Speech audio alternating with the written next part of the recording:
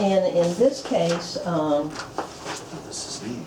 this was from grade 6, unit 1. So they said the following questions may be utilized as a scaffold to the unit understanding in question. What are some safe practices used during lab and field investigations? How do we determine which type of safety equipment to use? How do we properly give preventative safety equipment during investigations? What's this one? That sentence is not making sense. No, you read it wrong. How do we properly use Gibbons preventative safety equipment during investigation? In what ways can we collect data? Why is it essential for scientists to retain accurate records? So I'm thinking, where is eye protection in here? So I'm just kind of glancing. It may be somewhere else, but I'm just saying I was looking for it there. Okay, and this is where again? This is a TEACS resource system that they have purchased. This is great.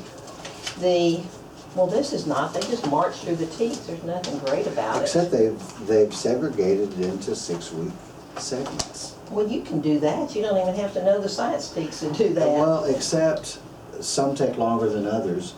And when I have the teachers do it, they do it according to, like you said, they may go slower with some and faster with others, and that's how they determine what TEACS they're going to put when and where. Okay, But- looks to me like there's 3 here and 3 here and Yeah, 3 here. these look like they just Yeah, mathematically did it. yeah. I don't know, I'm just saying, I don't know, I would have to look at it, but I know with science, all they've done is march through it, so I have a big red flag for that. They also have what they call the vertical alignment. I thought that was nice, where they had the 6th grade, 7th grade, and 8th grade. These are processes, so they're all the same, and it's not till you get over here into some of the content that you can see 6th grade, not in 7th grade, and not in 7th grade. I mean 8th grade. So you can see how supposedly there is a scaffolding of ideas. I think this is going to be useful when we start looking at streamlining the TEACS. I think something like this would be useful. What I want to do is I want to have the standards in there, those 4 standards, you know, the BSL and SES and K-12 science, and then NGSS, then have the TEACS and see what it looks like across, because these standards are for middle school, are by the end of the 8th grade and by the end of the 5th grade. So this should look like whatever the national standards say, and this should scaffold toward it. So I think this is useful. They also had, I didn't realize until later you could print them out like this. So this is a math YAG. And again, I did this on 6 weeks basis. And I had some more, but I don't see where they are. Anyway, so I've looked at some of it, and some of it, you know, looks pretty useful. Some of it's just kind of standard. Some of it I would raise a red flag for, like this. But it's just gonna take some more detailed looking at than I've done yet. So again, whatever you think that we can do that can help your teachers look at it a little more carefully, I think we'll have time to do that whenever they have their planning time. During the year or during the summer? Okay. This summer. Well, both. I mean, they have planning time almost every session. Yeah. And they choose what they're gonna do, except we tell them we want that one lesson planned in our way. Okay. And then we circulate around, you know, do you need help in this or that or the other? I wonder who's on our math PLC. I mean, our.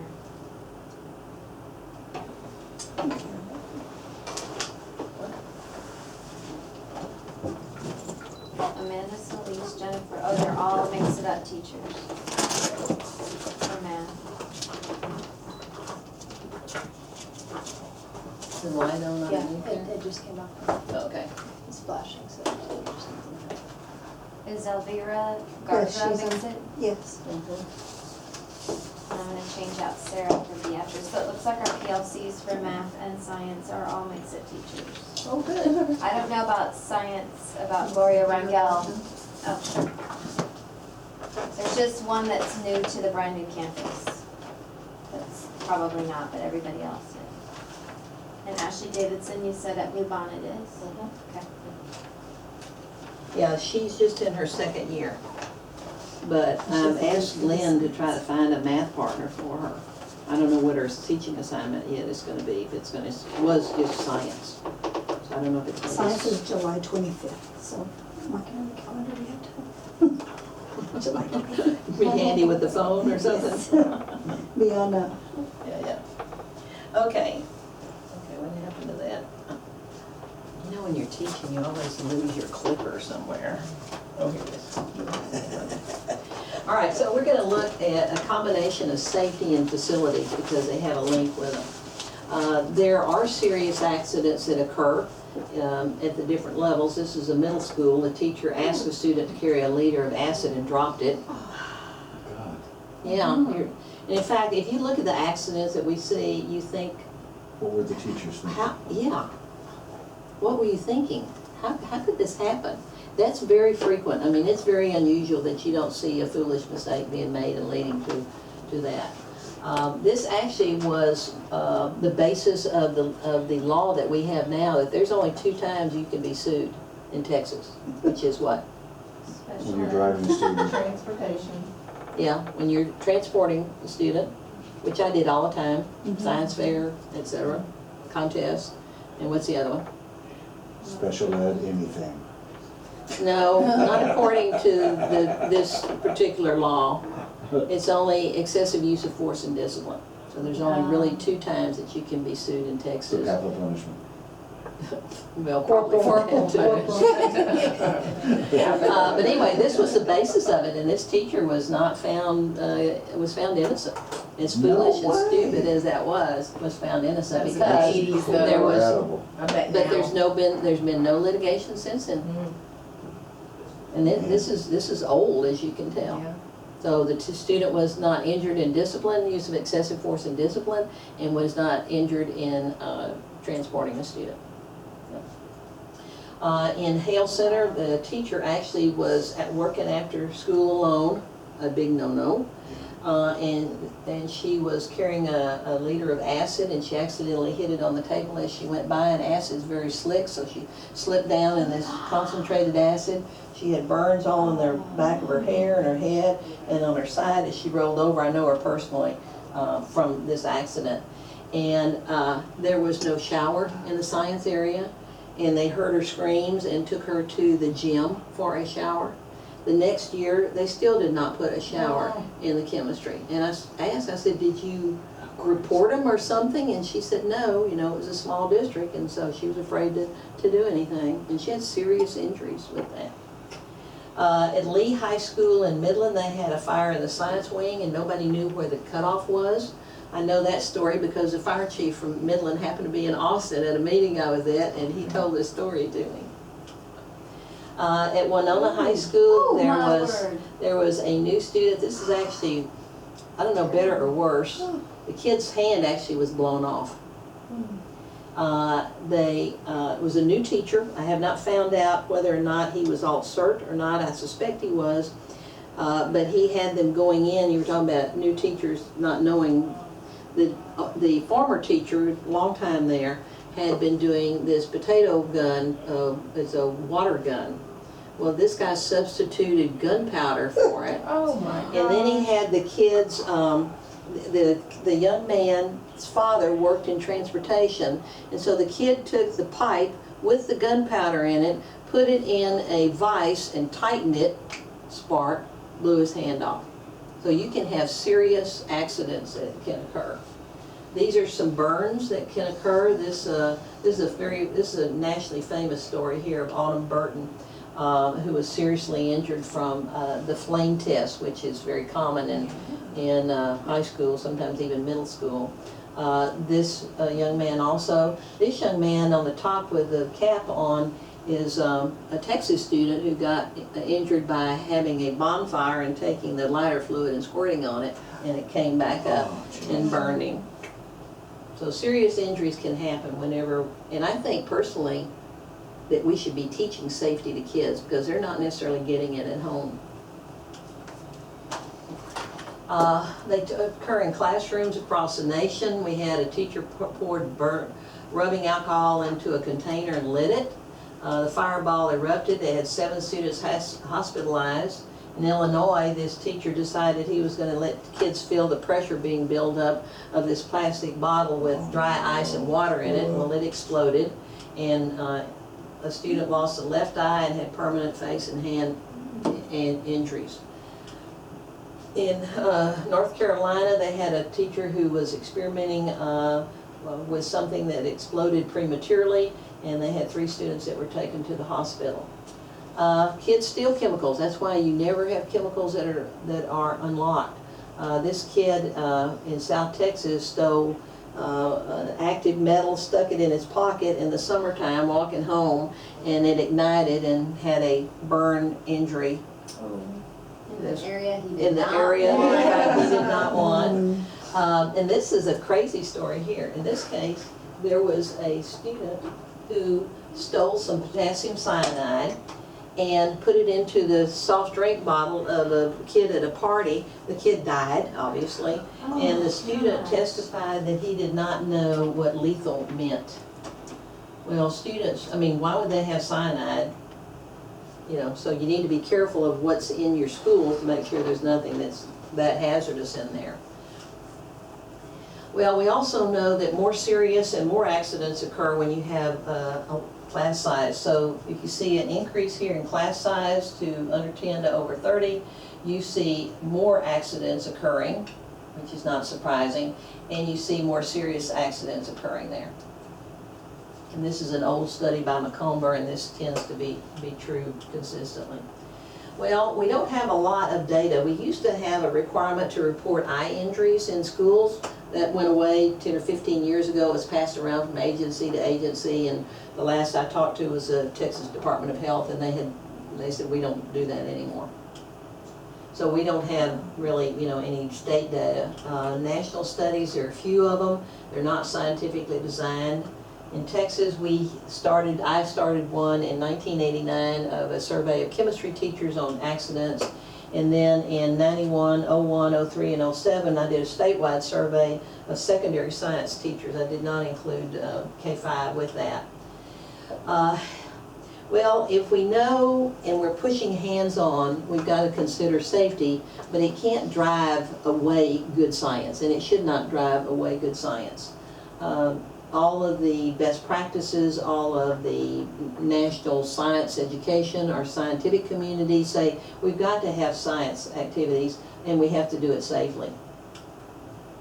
So these are the 2 new standards. This is what I call the K-12 framework. So it's a framework for K-12 science education. This looks a lot like the older standards.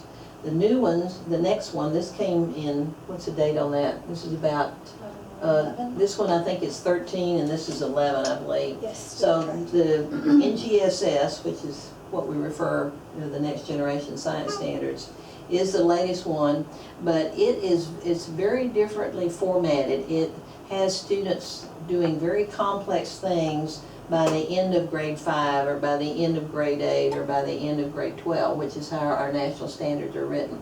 When we were writing the TEKS, I know when we were writing them in 09, and it may have been the version before that, we presented to the board only a 6-8, and they said, no, you have to provide a grade 6, grade 7, and grade 8, because teachers are not going to know how to do that, so we kind of divided it up as best we knew how. There were really no guidelines for it. The K-12 framework talks about, you know, what are best practices, just like you were reading earlier. But it also implements, talks about safety protocols. There was a teacher at Lockhart Junior High who used to start school with having a kid take some flour, blow it out, and ignite it. And the purpose being? Wow. I mean, you can teach science with it, but why would you have a student do that? Why would you do that? But it's you know, people who don't understand science and are doing things that are not safe and not particularly, you know, educational. It's just a wow factor. And you don't, you know, you want kids to be wowed in a lot of cases, but you got to use it to teach science with. It's not just, can't just be a wow factor. But you see a lot of this narrative, it's the same thing you just read. It's not new. We say the same thing over and over again. We just say it in different ways in science. It's the same thing. Develop knowledge and practices, prepare, organize, maintain materials, organize student groups, guide students as they collect, represent, analyze, discuss data, argue from evidence, and draw conclusions.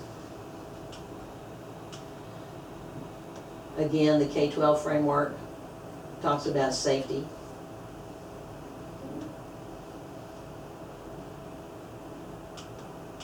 The next generation science standards again alludes to safety.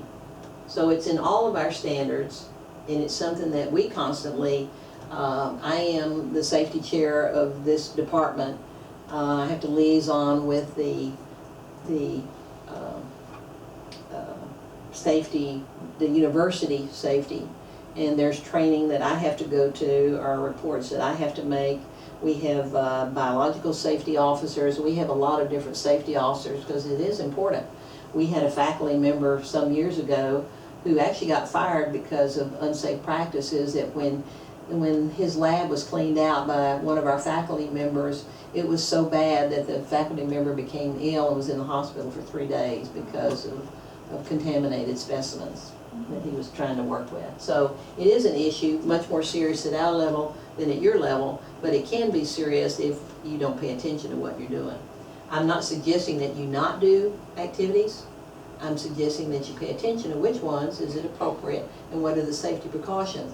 I think you should do things that have safety issues and teach kids they need to wear eye protection. They need to maybe wear other kinds of protection. They need to know how to wash their eyes out. I mean, how many of us gotten stuff in our eyes that's outside of school? You know, how do you wash it? How long do you wash it? What do you have to be careful of, etc. The National Science Teachers have a number of position statements in safety. I have been part of most of these committees that are driving it. You'll notice there's overcrowding in the instructional space. You'll see our research that's cited there. So we have a number of them. And notice here's one on YouTube and other public posting of science demo videos. Suzanne, you have to be careful. You just cannot, if you see somebody do something that looks wow, you can't just try to mimic it. Well, what we know is the most frequent accidents are cuts and burns, not the most serious. Most serious tend to be explosions and fires. We're not seeing explosions so much anymore, but we do still see fires because we use a lot of alcohol. Alcohol is probably the most ubiquitous chemical that we use in science. Well, guess what the critical factors are? You could probably name these without me putting them up there. Overcrowding. Stupidity. Poor judgment. Almost. Security of chemicals. I walked into a student teacher's lab one day and they had the chemical storeroom open. So I told the student teacher, I said, you have to have that door locked. You cannot stay in here if you don't lock the door. And because kids steal chemicals. Chakota, Oklahoma, arsenic. So we know they do. The classroom management, duh. You know, obviously that's going to lead to accidents. Housekeeping. Housekeeping is not a lifestyle choice. It is a safety issue. It is an OSHA standard. So to allow teachers to have messy rooms is a safety hazard. It can be a trip hazard, you know, something physical like that that's a typical OSHA standard, or it could be some other, you know, issue. It might be electrical because the district did not build in enough electrical outlets for all the electrical devices that we're using today. The facility design. There's different ways that a facility, a room can create hazards with supervision, lines of sight and supervision. It could be, again, not putting in enough electrical outlets for the equipment that we use, and we'll get into some of those later. Safety training. Teachers who have had less safety training have more accidents. Duh. And content preparation. We probably should assume that also means pedagogy, but we don't have any research that says that. We do know that they have, the less coursework that they have, the more problem that they're going to have with accidents. I love this quote from Churchill. We shape our buildings and thereafter they shape us. How many of you are locked into scheduling or, you know, things like that that are just, you know, it's gonna be with you for 50 years because you're in that building for so long. That's how I got interested in facilities. So, what we see is there are too few science rooms built. They're too small and they're poorly designed.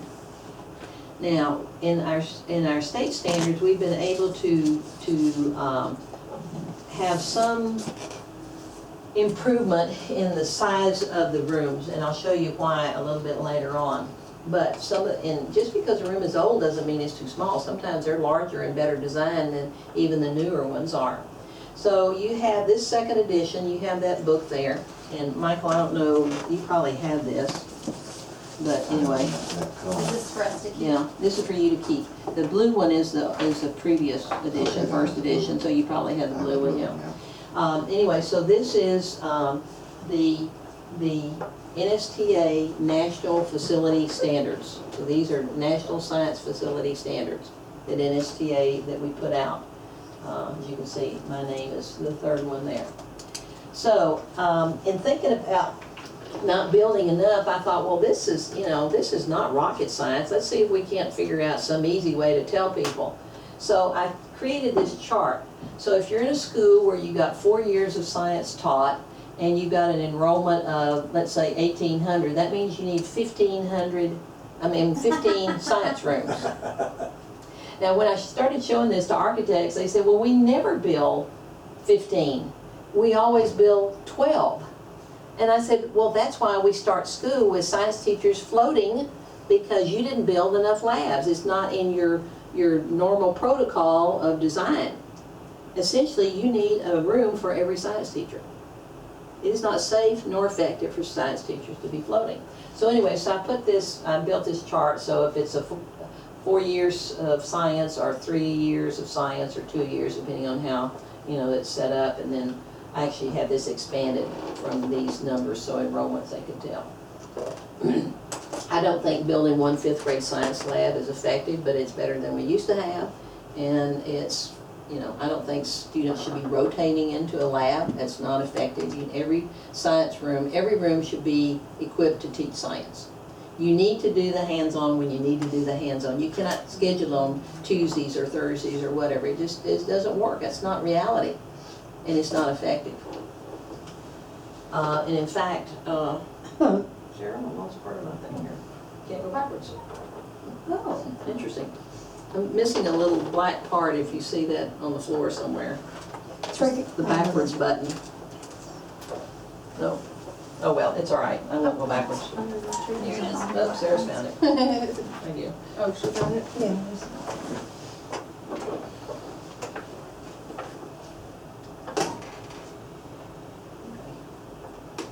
So this is based on 24 students per class. Wow, that's a lot. 5 sections per teacher. That's what it used to be. When I taught high school or middle school 25 years ago, we had 5 sections. I had 125 students. But we've got $60 million athletic complexes. And like we said, like Homer said, if it's nailed to the ground, it's going to be there for the next 40 years. That's why it's so important to get those school designs. And I'm really sorry that your district did not let me help them. I mean, I do this for free. I'm not talking about getting a consulting job. I work with architects for free. I work with school districts for free just so that they will get a good design. In fact, I helped a little bit with, there it goes again. I helped a little bit with yours. The That's why it's Divine so one. nice. Yeah. And it is. It's got the shower and Yep, everything. got everything. Actually, what we recommend is what we call a combo. Now, these are high school or middle school, but the idea is that you're going to have a way to easily move from a large group instruction or smaller group in here back in here to your labs or your lab areas. One room. This demo should not be fixed. You don't want fixed furniture in the middle of the room because it makes it less flexible. We've also been talking a lot about STEM facilities. So what do you need for STEM? Well, you have to define for yourself what STEM is. I mean, there's no definition. It can be meaning that you're teaching science, math, technology, and engineering in separate silos, or it could mean that there's some kind of integration. We were talking about TEPSA. Someone asked, and I told them, I thought it's hard to integrate all of those together. That's why we started just with math and science. It's not that easy to integrate math and science. So you need flexibility because you've got the activities that can be done on the floor. You've got activities in which you need almost like a CTE area where you've got power tools. Now, you've got some problems here. You've got kids that may or may not have eye protection. I can't tell if this is a line here, but there should be a yellow line around this station so that the students in it and no one else gets inside that area. So you've got a lot of big safety issues when you get into using the big power tools, or even the small ones like hot glue guns that a lot of kids will use at elementary and middle school. I'm not suggesting they don't use it. I'm suggesting that we have to teach them how to use it safely. And of course, there's good classroom management. The facilities here that we've said can limit the effectiveness because you can see how crowded it is. I mean, students just do not have enough room. You've got a kid over here using looks like a power saw, but there's no safety zone around them. You've got 800 square feet. If you've got 16 people at 50 square feet per student in grades 8 or 8 through 12. So you've got a certain minimum amount of square footage. In the middle school, we wrote in, and I did it, I worked with TEA to do this, we only put in 50 square feet. That's not enough. I thought it would be, but it's not. The high school is 58.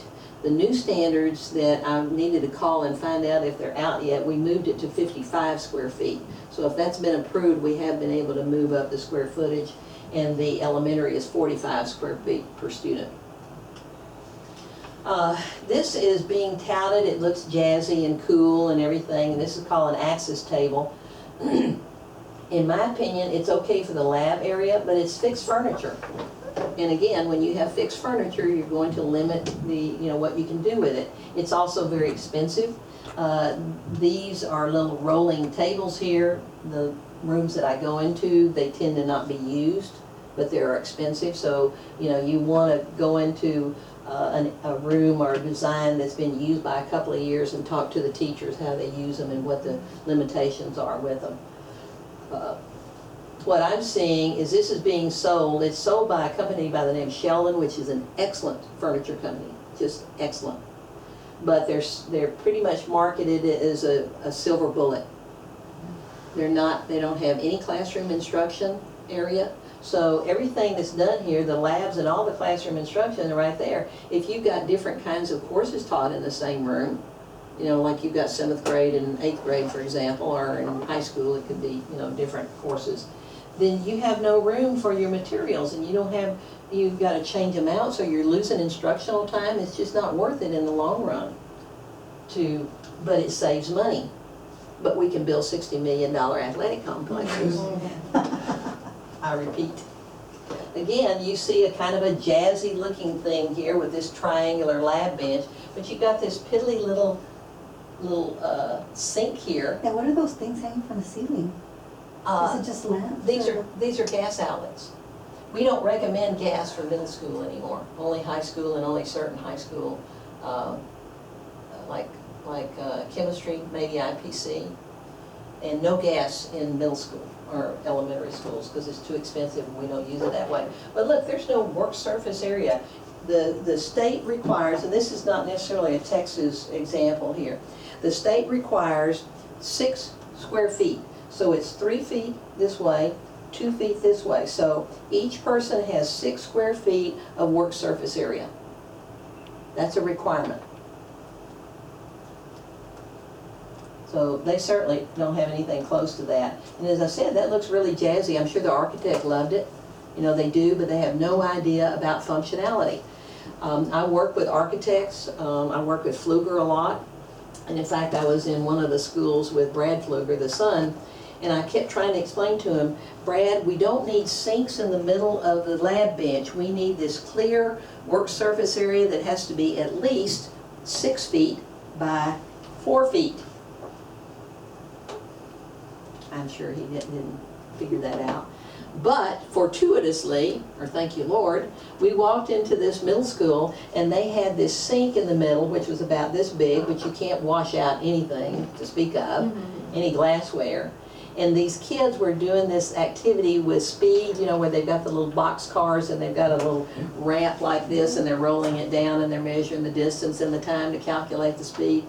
That lab bench was not large enough to have a ramp this size, 8.5 by 11. I said, Brad, do you see why we have to have a clear work surface area? We need 6 square feet. We do not need sinks in the middle of the lab bench. So it's not until people see it in action that they understand it. I went into a renovated lab and they had put an eye wash in the demo table. And the teacher was really proud of this, because that was good. They needed an eye wash. She was very proud of it. And I said, and it was a swivel kind. So if this is the sink, so it would swivel over like this. Well, to be able to use it, you had to crawl on top of the lab bench like this. No. And I said, isn't that going to be a little difficult if you've got somebody with acid in their eyes and you're trying to wash it out? So, you know, people are not thinking about the functionality. Architects don't think about it. Custodians don't think about it. I was in some safety training at the, up in our main university building, the admin building. And one of my students who was working at a, I guess he was working down in the aquatic center, and he called me, he said, Dr. West, you're not going to believe what they're doing with these new eye washes. He said, they're not putting a drain in. I said, well, I know, because the chemistry department had been not good citizens, and they had let some stuff go down, and it went into the water system of San Marcos, and San Marcos said, no, you're not doing that anymore, so we had to close off all of our drains. But he said, you've got to see this. So they put the eye wash in, all right? They've got the drain coming down here, and then it goes here, and it stops at the wall. Yeah, it stops at the wall. That doesn't make any sense. Really? But here's the idea. So I asked the plumbers, were in my session, so I asked them, I said, we all install this way, and I said, why? And they said, well, that's the way it is on the instructions. No thinking. I mean, all they had to do was turn